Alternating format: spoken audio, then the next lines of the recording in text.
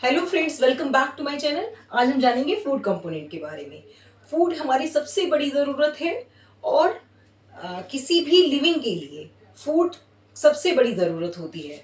यहाँ पे एक डेफिनेशन मैंने लिखी है कि food component are the building block of food. ठीक है, तो जो फूड कंपोनेंट है वो किस तरह से है, एक बिल्डिंग ब्लॉक की तरह होते हैं that provide us support and help to maintain overall health. ये हमें क्या करते हैं, एनर्जी देते हैं हमारे ओवरऑल ग्रोथ के लिए और अपने आप को हमें मेंटेन रखने के लिए, हेल्दी रखने के लिए बहुत ज़रूरी होते हैं ये कंपोनेंट। तो हम अब जानते हैं कि कंपोनेंट है क्या क्या। ठीक है, मैं ये रब करती हूँ और आपको बताती हूँ कि कंपोनेंट्स हैं कौन कौन से।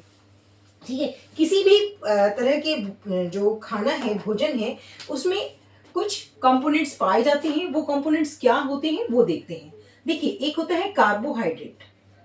ठीक है, कार्बोहाइड्रेट। दूसरा हो सकता है प्रोटीन। प्रोटीन, फिर फैट,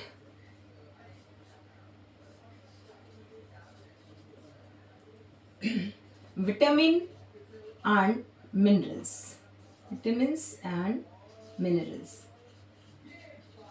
इसके बाद एक और बात करूं तो एक हो सकता है वाटर और रफेज। ठीक है, अभी बताती हूँ रफेज क्या होता है। रफेज, ठीक। तो किसी भी फूड में ये सारे कंपोनेंट्स पाए जाते हैं। ठीक, अब ये सारे जब एक साथ मिल जाते हैं तो ये न्यूट्रिएंट बनते हैं, है ना। ये सारे क्या है, न्यूट्रिएंट है। ये सारे जब मिलते हैं न्यूट्रिएंट बनते हैं। और साथ साथ क्या है, किसी भी डाइट में, बैलेंस डाइट के लिए ये सारे एक राइट अमाउंट में होना बहुत जरूरी है। बैलेंस डाइट कब होगी, जब ये सारी एक राइट अमाउंट में, एक सही प्रोपोर्शन में हम अपने खाने में शामिल कर ले। ठीक है, हम कुछ भी खाएं तो हमारी ओवरऑल ग्रोथ नहीं होगी। अगर हम विटामिन और मिनरल खाना छोड़ दें तो क्या होगा कि हमारी क्या ओवरऑल ग्रोथ होगी? नहीं। इससे होने वाले रोग हमें होने लगेंगे, डिजीजेस होने लगेंगी। ठीक है, ऐसे ही अगर हम कार्बोहाइड्रेट लेना बंद कर दें तो क्या होगा कि हम बहुत थकावट फील करेंगे, हमें बहुत एनर्जी नहीं होगी। ठीक, इसी तरह फैट ना लें, मतलब हर चीज का एक अपना। अगर फैट ना लें तो भी हमारे को क्या होगा, वीकनेस महसूस होगी।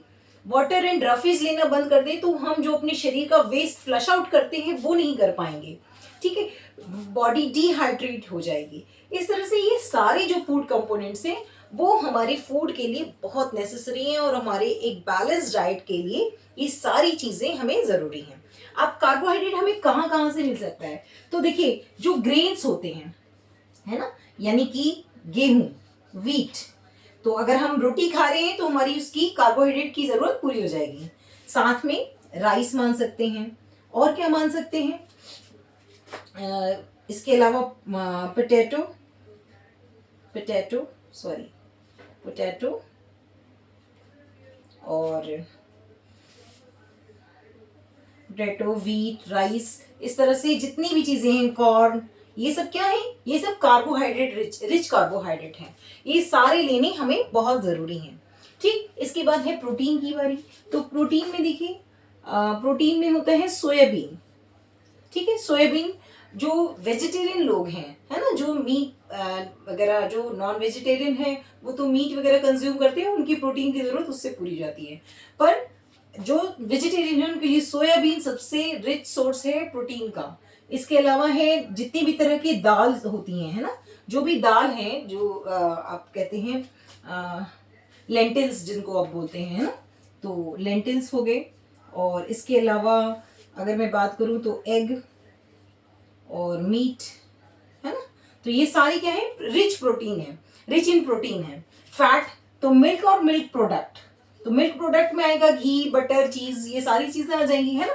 मिल्क, घी, बटर, है ना, तो ये सारी चीजें, या फिर वेजिटेबल ऑयल वगैरह भी। इसके अलावा जो वेजिटेबल ऑयल वगैरह आते हैं वो भी इनमें आते हैं फैट में, है ना। जैसे कोकोनट ऑयल होता है जिससे आप खाना बनाते हैं, ऑलिव ऑयल होता है, वो ये सारे वो फैट्स में आते हैं। इसके बाद है विटामिन एंड मिनरल। तो जितनी भी सब्जियां हैं, जो वेजिटेबल्स हैं, वेजिटेबल्स एंड फ्रूट्स, तो ये rich in vitamin and minerals होते हैं। हम अगर प्रॉपर डेली अपनी डाइट में एक सब्जी और कोई एक फ्रूट लेते हैं तो हमारी जो विटामिन और मिनरल्स की जो ज़रूरत है वो पूरी हो जाएगी। ठीक है। इसके बाद होता है वाटर एंड रफेज। तो वाटर का आपको पता है कि पानी, तो हमें करीब 8 से 10 ग्लास पानी रोज पीना चाहिए, ये अब सबको पता है। ग्लास लेना है 8 से 10 ग्लास डेली। ठीक। इसके बाद है रफेज। तो रफेज क्या होता है? रफेज आप समझिए जैसे सैलेड है ना, सलाद। तो रफेज है सैलेड जिसको बॉडी हमारी पूरी तरह से डाइजेस्ट नहीं करती, पर जो हमारा वेस्ट है उसको फ्लश आउट करने के लिए ये रफेज बहुत जरूरी है। इसके अलावा क्या है, अगर हम ये ना भी लें तो हम जो खाना खा रहे हैं वो फाइबर से भरा हो, फाइबर से भरपूर हो। यानी जैसे हम कोई जैसे अगर मैं आटे की बात करूं तो अभी आटा क्या है कि हम जैसे छानते हैं तो उसमें ऊपर मोटा मोटा कुछ आ जाता है। ठीक है, यानी उसका जो छिलका होता है वो भी आता है गेहूं का, तो वो हमें क्या करना चाहिए, साफ करने के बाद आटे में गूंथ लेना चाहिए, वो भी फाइबर होता है।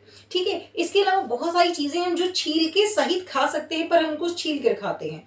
तो अगर हम छिलके सहित खा लेंगे तो हमारी फाइबर या रफेज वाली जो ज़रूरत है वो पूरी हो जाएगी, और जो हमें इस तरह फ्लश आउट करने की समस्या होती है मॉर्निंग में वो खत्म हो जाएगी। ठीक है। तो हमें खाने में रफेज का इस्तेमाल ज़रूर करना चाहिए। इसके लिए आप ककड़ी, खीरा अपने सैलेड में कर सकते हैं यूज़, स्प्राउट्स कर सकते हैं, भीगे हुए चने कर सकते हैं, ये सारी चीज़ें आप इसमें ऐड ऑन कर सकते हैं। तो अब हमने देख लिया कि क्या क्या कंपोनेंट्स हो सकते हैं, carbohydrate, protein, fat, vitamin and minerals.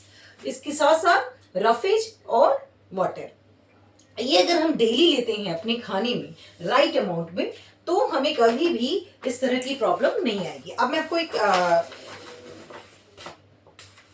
ये देखिए, ये मेरे पास एक पोस्टर है जिस पर सारी चीजें लिखी हैं कि किस तरह से हमें सारी चीजें लेनी चाहिए। जैसे ये देखिए, wheat, rice, bread, potato and chapati, ये बना हुआ है, ये कार्बोहाइड्रेट रिच है, मतलब इसमें कार्बोहाइड्रेट पूरे हैं।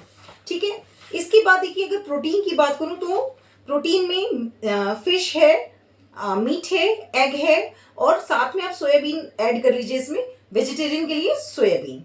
ठीक है। और दाल, ये सोयाबीन से युक्त हैं। इसके बाद है vitamin and minerals. Vitamin and minerals में जितने भी फ्रूट्स और वेजिटेबल्स होते हैं वो सारे विटामिन एंड मिनरल्स में आते हैं। फैट्स में मैंने जैसे बताया आपको, दूध और दूध से बनी जो चीज़ें होती हैं वो। फिर उसके बाद पानी, तो पानी में आप जो नॉर्मल सादा पानी होता है वो पानी, या फिर वाटर जो आपका कोकोनट वाटर होता है वो ले सकते हैं। प्लीज़ कोल्ड ड्रिंक को आप इसमें कंसिडर ना करें क्योंकि वो इसकी ज़रूरत पूरी नहीं करता है। ठीक है। इसके बाद हमें कुछ मात्रा में मीठी चीज़ भी ज़रूरी होती है, हमारे डाइजेशन को भी अच्छा रखता है वो, और इससे जो हमारा जो शुगर लेवल है बॉडी का वो बना रहता है।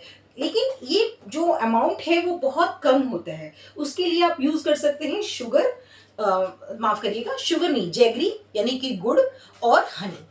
ठीक। तो इस तरह से आपकी जो एक बॉडी को एक नीड होती है शुगर की। हालांकि कार्बोहाइड्रेट अगर हम ले रहे हैं तो हमारी वो सारी चीज़ ज़रूरतें पूरी हो जाती हैं, क्योंकि राइस में भी जो शुगर होती है उसकी मात्रा होती है, बट फिर भी आप जैगरी और हनी का यूज़ कर सकते हैं, लेकिन उसका अमाउंट बहुत कम होना चाहिए। तो मैंने आपको बता दिया फूड कंपोनेंट्स क्या हैं, फूड कंपोनेंट में क्या क्या चीज़ें आती हैं, carbohydrate, protein, fat, vitamin, water and roughage, जो हमारे लिए बहुत ज़रूरी है। एक अच्छे खाने में, मतलब हम कुछ भी खाएं ऐसा नहीं हमें करना चाहिए, क्योंकि ये शरीर जो है वो सबसे बड़ी जो हमें एक नेचुरल जो हमें गॉड गिफ्ट मिला हुआ है, ये हमारा बॉडी है। और हमें क्या करना है, हम जो हमारा विवेक है ये हमें और लोगों से, मतलब और जो लिविंग चीज़ें हैं उनसे अलग बनाता है। तो हमें खाते समय हमेशा ध्यान रखना चाहिए कि हमारा जो एक प्लेट है उस प्लेट में ये सारी चीज़ें अवेलेबल हों। हमें हेल्दी रहने के लिए ये सारी चीज़ें बहुत ज़रूरी, जो हमारा ओवरऑल एक विकास होना है या ओवरऑल मेंटेनेंस है हमारी बॉडी का, वो इन सारी अमाउंट्स को अगर हम ले रहे हैं सही प्रोपोर्शन में हर की ज़रूरत अलग है। जैसे कार्बोहाइड्रेट, कोई अगर बहुत शारीरिक काम करता है तो उसके लिए कार्बोहाइड्रेट बहुत ज़रूरी है, उसको थोड़ी ज़्यादा कार्बोहाइड्रेट की ज़रूरत होगी। ठीक है, वहीं अगर कोई अ, अगर मान लीजिए जिसका इस तरह का काम है जिसको बहुत ज़्यादा शारीरिक मेहनत नहीं करनी है, जिसकी फिजिकल एक्टिविटी बहुत कम है, तो उसका काम कम कार्बोहाइड्रेट से चल सकता है। आप ऐसे मान के चलिए कि जैसे मजदूर है, कोई एक वर्कर है, वो अगर 4 रोटी या 5 रोटी खाता है, बट अगर कोई वहीं पर कोई ऐसा है जो सिर्फ ऑफिस में बैठकर उसको काम करना है, तो उसका काम सिर्फ 2 रोटी से भी चल सकता है या 1 रोटी और थोड़े से चावल के साथ भी चल सकता है। वहीं लेकिन अगर कोई फिजिकल एक्टिविटी जिसमें ज़्यादा है, ठीक है, तो उसको ये प्रोपोर्शन ज़्यादा लेना बहुत ज़रूरी है। तो हर व्यक्ति की ज़रूरत भी अलग अलग होगी, आप इस बात का भी ध्यान रखें। ठीक है, ऐसा नहीं है कि सब लोगों की ज़रूरत, अभी जैसे बच्चे हैं, छोटे बच्चे हैं, तो उनको ये सारी चीज़ें, प्रोटीन भी ज़्यादा चाहिए, कार्बोहाइड्रेट भी ज़्यादा, क्योंकि उनकी फिजिकल एक्टिविटी भी ज़्यादा होती है, उनका ओवरऑल विकास हो रहा होता है, मतलब उनकी जो बॉडी होती है वो ग्रो कर रही होती है, तो उसके लिए प्रोटीन भी उनको ज़्यादा चाहिए। फैट भी उनको थोड़ा एक एडल्ट की तुलना में थोड़ा ज़्यादा चाहिए, है ना, क्योंकि उनकी बॉडी बन रही है, अभी वो उनका क्या हो रहा है, वो ग्रोइंग एज में है। ठीक, हमें सबसे ज़्यादा अवॉइड क्या करना है, स्वीट को, स्वीट वाली चीज़ें हमें नहीं लेनी है, और आर्टिफिशियल स्वीट से तो बिल्कुल बचना है। ठीक है, अगर लेना भी है तो हम जो, जैसे कि हम अगर फ्रूट्स लेते हैं तो वो ऑलरेडी मीठे होते हैं, उनसे हमारी ज़रूरत पूरी हो सकती है। फिर भी अगर किसी को लेने का मन है तो जो जैगरी वगैरह है या हनी है, आप उससे अपनी ज़रूरत को पूरा करें। पानी का बहुत ध्यान रखना है, कम से कम 8 से 10 ग्लास पानी हमें डेली कंज्यूम करना है। रफेज अपने जो डाइट है हमें उसमें ध्यान देना है, यानी कि सैलेड या फाइबर युक्त जो खाना हो हमें वो जरूर लेना है। ठीक है, मिलेंगे अगले वीडियो में कुछ और जानकारी के साथ। तब तक के लिए धन्यवाद। अगर आपको वीडियो अच्छा लगे तो चैनल को लाइक, सब्सक्राइब और शेयर करना ना भूलें। मिलेंगे अगले वीडियो में। Bye bye.